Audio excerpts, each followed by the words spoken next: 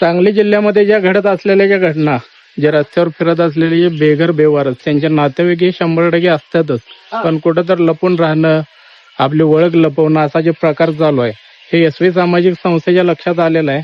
सगळ्यांवर गुन्हे दाखल करणं हे काम आमच्या एसवी सामाजिक संस्थेच्या माध्यमातून चालतच आहे. तब्बल 34 वर्षानंतर हे जे नातेवाईक मिळून आलेले आहेत, स्वतः त्यांनी मला कॉन्टॅक्ट केलं, त्यामुळे मी शांतपणे तासगाव फाटा या परिसरामधून ह्या युवक म्हणजे बेघर व्यक्तीला आपल्या एसवी सामाजिक संस्थेमध्ये एक काळजी घेण्यासाठी आणि त्याच्यावर उपचार करण्यासाठी घेऊन जातोय.